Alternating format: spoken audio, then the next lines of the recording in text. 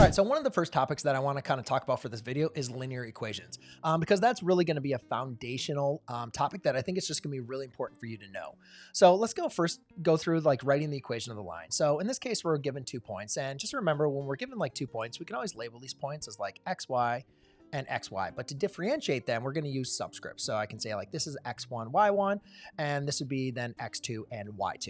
So to write the equation of the line, now there's a couple of different ways we could write the equation of the line, right? We could write it in slope-intercept form, y equals mx plus b, or we could also do it in point-slope form. I will say kind of like point-slope form is one that is probably more common in like pre-calculus and calculus. So it is going to be really helpful to make sure that you can go ahead and be able to, write the equation in really kind of both forms. And now the one thing that's kind of in common for both of these is besides the y and the x, but there's also the m. And remember, m represents the slope. Now, if you're given 2 points, you're going to need to find the slope. And so it's important to remember the slope formula, which is going to be a y2, a minus a y1, all over a x2 minus an x1. So if we want to find the slope between these 2 points or of this equation of the line, then we need to go ahead and plug in our values. So what I'm simply going to do here is do a 2 minus a negative 5. And then over here, I'm going to do a negative 3 minus a negative 4. Now, notice that I use parentheses here. And this is really important because a lot of times students will just kind of subtract terms here and they'll forget about using parentheses and therefore they get the problem wrong. So when I do this, I have a minus and negative. So 2 minus a negative 5, that's actually going to be a 7. And over here, I have a negative 3 minus a negative 4. Well, again, that's like adding, right? So it's like a negative 3 plus 4, which is just going to be a positive 1. 7 over 1 is just going to be now a 7. Okay, so now we know what the slope is. Now we would need to be able to figure out the equation of the line. So I'm going to go ahead and plug this into my point slope form. And again, I'm going to plug a x1 and a y1 into that equation as well. And therefore, we can just find the equation of the line. So what we'll have here is a y minus a negative 5. Again, I'm going to use my parentheses here. Is going to equal to a m, which is going to be a 7, and that's going to be an x minus a negative 4. Okay, now that's the equation of the line. That's in point slope form. Now, I do recognize, though, a lot of teachers or your own teacher might want you to put in slope-intercept form, so let's go ahead and practice that. Notice, actually, I got to close. Make sure you use, whenever you open a parenthesis, make sure you also have one closed. All right, so let's go ahead and simplify this. We are going to have to apply the distributive property here, and this becomes a y plus 5 equals a, let's see, that's going to be a 7x. And that's going to really be a positive 28, right? Because minus a negative, so that's a positive 4. 7 times 4 is a 28. And then now, just to go ahead and simplify this, I can subtract a 5. So I get y equals a 7x minus a 23. Okay, and I think that's what we were asking. Yep, so that's another equation of the line from on there.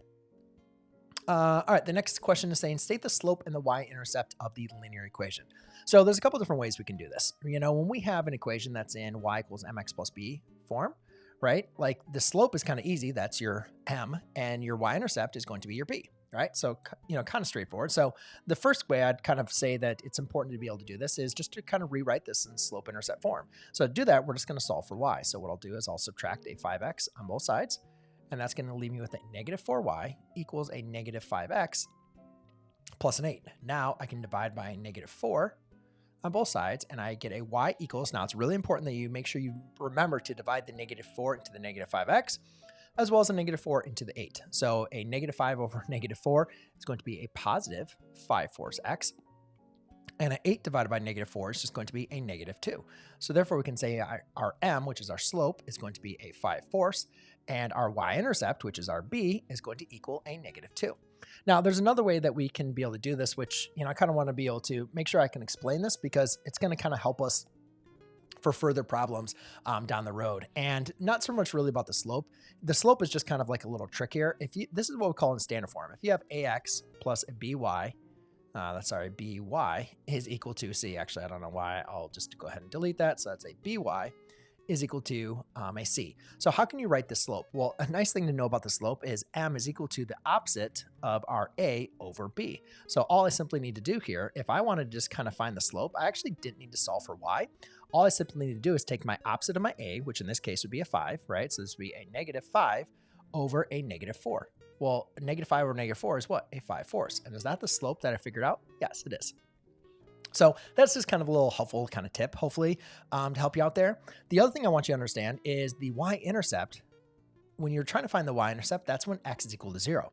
So again, we don't really need to actually solve this for y. What we simply can do is, or I mean from the beginning, is just plug a 0 in for x, and that's going to be a 0, 5 times 0, and that's going to be minus a 4y is equal to an 8, right? Well, again, obviously now that just goes to 0, right?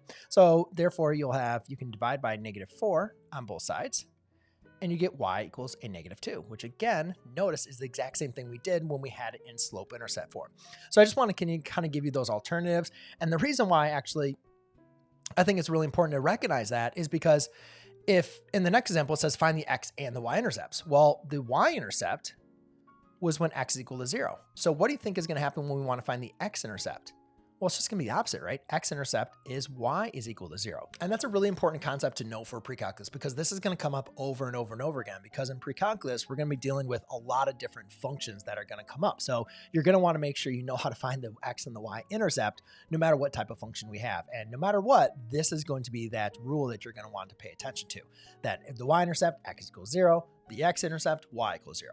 So in this case, all we're simply going to do now is just plug a 0 in for x and then solve for y, right? So therefore, that's going to be a 3y equals a 16. And now let's just go ahead and solve. So I get a -3y equals a 16. Divide by -3, divide by -3. Y is going to equal a -16/3. Now, if you wanted to graph this, a lot of times students will be confused, like, how do I graph a -16/3? So a lot of times what I think it's always helpful is just you can just rewrite it as a mixed number. Now, as far as an answer goes, I would prefer it as an improper fraction, but I just want to kind of show you, like, you could also just rewrite this as a mixed number. 3 goes into a 16. Forget about the negative, right? We already know it's a negative value. 3 goes into 16, what, 5 times, right? And then we have a remainder of 1. So that's going to be a -5 and 1/3. That would be a little bit easier to graph, -5 units and 1/3, than a -16/3. So just make sure you can kind of recognize that, because a lot of times when we do want to find the intercepts, we need to plot them. So I think it's kind of important to understand, how do you plot something that's going to come in as a fraction.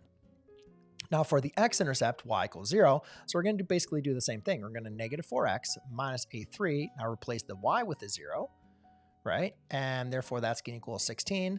So therefore now I'm left with a -4x equals a 16, and divide by -4 on both sides. And when I do that, I get x equals a -4. And again, just remember, guys, like, these are coordinate points, right? These are the values that cross on the x and the y axis. So you could also rewrite this as a -4, 0. And you could also write this one as a, let's say, a 0, -16/3, right? So just remember, those are coordinate points on a graph.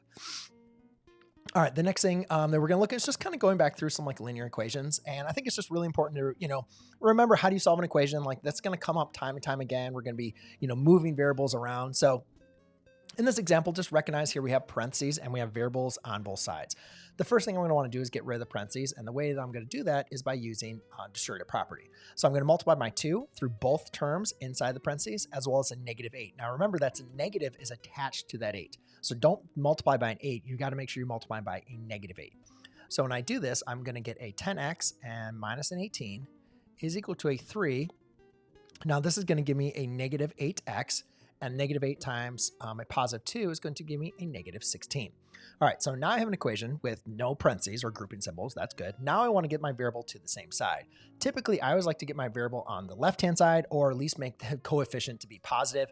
In this case, both are going to be true when I add an 8x to both sides. So I add an 8x to both sides. All right, that's going to give me a 18x, and that's going to be minus 18. That's going to equal a 3 minus a 16. Okay, now I can go ahead and simplify it to a -13.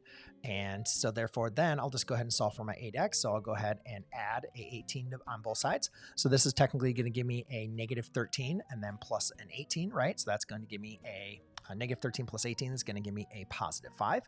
So I have an 18x is going to equal to a 5. And then I can just divide by an 18 on both sides. And now I get an x is equal to a 5 over 18. So now next one, we have a little fraction. So basically the same kind of idea and concept.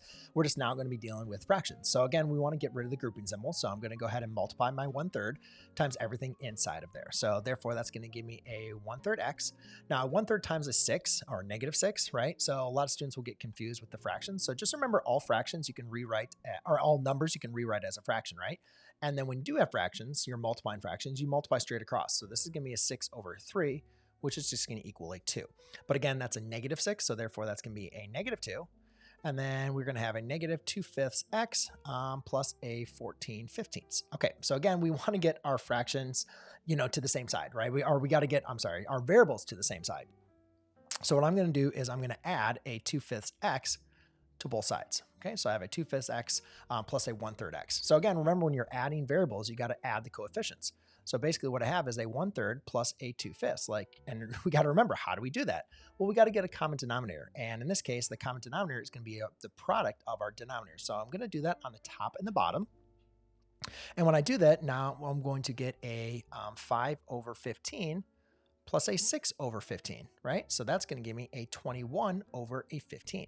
So that's going to be a 21/15, and again, that's an x, right? Minus 2 equals a 14/15. Okay, now what I need to do is go ahead and add a 2 to both sides.